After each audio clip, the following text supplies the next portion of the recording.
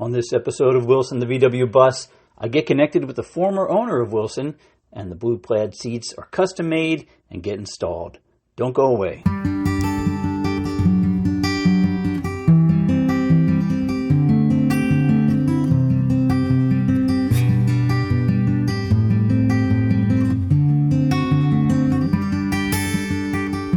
Welcome back to Wilson the VW Bus. I'm your host, Joe Masperry. And this is the story of Wilson, my 1967 pearl white Type 2 split window tin top homebrew camper VW bus. We've got to take a minute now to discuss an exciting message I just received while I was producing the Wilson podcast. With only a few episodes published now under my belt and a small group of listeners, I was completely blown away when on a Sunday evening I received a message from a complete stranger that simply said, "Hey, you own my old bus." I responded, "Did you own it before Dave?" And his response was, "Yes, I guess I'm owner number 5. Well, we struck up a nice conversation about Wilson and how he was glad that I found some of the history that I had talked about in the second episode from his old post on the Samba website. Now, I only had his username, and I didn't have a way to contact him outside of the Samba, but now I know him as Mark. He told me that he sold the bus back in 2015 to Dave, who was the owner that I purchased the bus from, and that he also filled me in on some of the work that he had done, like the new foam on the rear seats that were never slept on once. Mark now has a 66-panel bus, and hopefully we can get together at a future bus event or show this spring and hang out. We are going to try to caravan to Dubs in the Shrubs at the end of May, so maybe we can record another episode while we're there. Regardless, it was really cool that I got to meet another bus owner, especially a previous Wilson owner, because of this podcast. Now back to our story. In Wilson's resurrection, I finally finished the windows and the interior installation, and now I'm tackling the seats. I should take a second to let anyone know who might be thinking of purchasing an old VW bus or looking at a bus project to do yourself a favor and make sure that it has seats already. These suckers are not easy to find if they're missing, and they are also very expensive. So let's take a minute to talk about what I currently have for seating in the rear and in the front of the bus. Wilson's front seats are stock 1967 cloth bucket seats in the stock light gray fabric color, and they're pretty torn up. The mice had gotten into them over the past 55 years and had made nest inside the bottoms and the seat frames, which is pretty typical of most old cars that are left alone for a long period of time. Some of the springs were broken in a few places, and the seat foam was completely shot. They were stained, and they stunk to high heaven. There was no doubt they needed to be completely restored. Now, the rear jump seat and the rear rock and roll bed seat are sort of the catalyst for the interior decisions that I make as far as the color and the style of Wilson's interior design. Let me explain. At some point, a previous owner had installed these from a 74 or 1975 Westphalia camper bus, and they were already covered in the blue-green Westy plaid material. And they are in amazing condition, the back seats, that is. So we can probably thank Mark for some of that.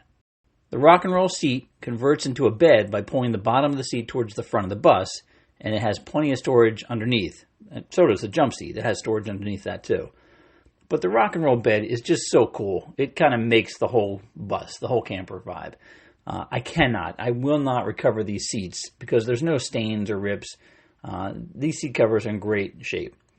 And although I originally thought about doing a red and white striped interior if I was going to start a bus interior from scratch, I just can't see stripping off that blue plaid. It's really grown on me. The problem now is, how do I get front seats to match? Since the rear blue plaid Westy material was from a later model bay window bus, a stock replacement seat cover is not going to be available for a 1967 in that same material. I was watching a TV show one night called Bitchin' Rides with Dave Kindig, and he uses a company to custom make seats for some of their VW projects. The company is called SoFine out of Denver, Colorado, and I first checked out their website and their online catalog. Wow. I mean, what an amazing job they've done creating this online catalog. Not only do they have a very detailed breakdown of all the parts available for each year and the materials, but the PageSuite web catalog itself is like a high-quality magazine. The tech nerd in me is completely geeking out over this site. I reach out to SoFine by phone, and I get Carol Warner, the president of the company, to help me with my order. I explain that I have 1967 bucket seats, and that I want to have covers made in the blue plaid material I see on page 4 for the Westies. She's like, no problem, I can do that for you. She says, do you want the side bolsters in the green vinyl with the green piping? Now, this green is the same avocado color that many of the early 70s appliances, like refrigerators, were made in. It's not flattering on anything. So I ask her if we can do a nice blue instead, something that will match the blue in the plaid of the Westie material. And she first asks, well, what color is the bus? Because if the bus is blue, it might be too much. So I tell her Wilson is a pearl white, and she and I both agree that the blue vinyl seats would be perfect with blue piping. The plaid material needs to be ordered from Germany, and then when SoFine gets it in Colorado, they can add it to the creation of seat covers in their schedule, which is estimated to be about 12 weeks out. Damn, 12 weeks. Well, I also take this time to order all new seat foam, burlap wrap, silk wrap plastic, and hog rings, all the necessary hardware I'm going to need to completely rebuild and reupholster these front VW bucket seats.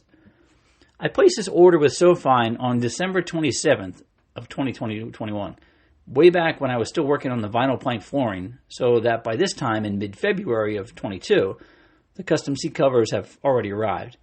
I'm going to skip over the cost of these babies, and let's just say they're not cheap. I pull the front seats out, which requires no tools for VW Bus. Just slide them all the way forward and lift them out.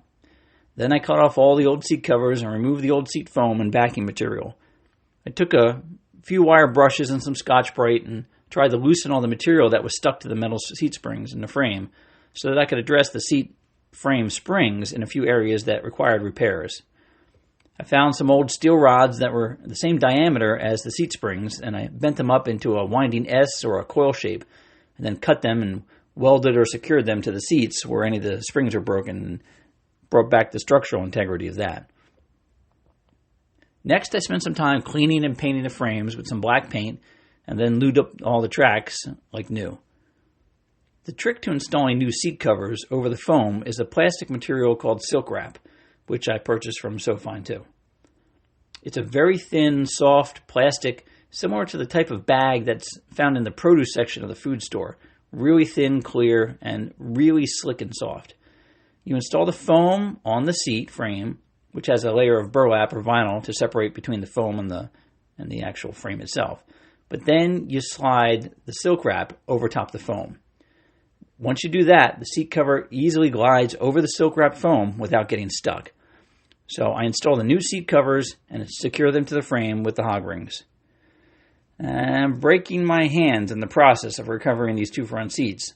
I managed to sprain both my left and my right thumb joints from pulling the covers taut. It's not that easy, and I've done seat covers before, but man, I really had to struggle to get these on.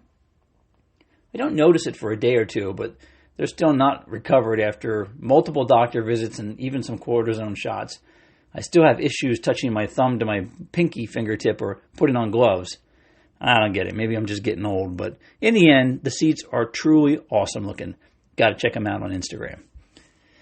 I also take this opportunity to install all new seat belts for both the front and the rear seats to finish them off. Another test spin is in order with my neighbors, but during my spin around the block, I'm having some serious doubts about the brakes, or rather the lack of decent braking in the bus. You know what that means is in store for our next episode of Wilson the VW Bus. That's the brakes. Thanks for listening, everyone. I'll talk to you then.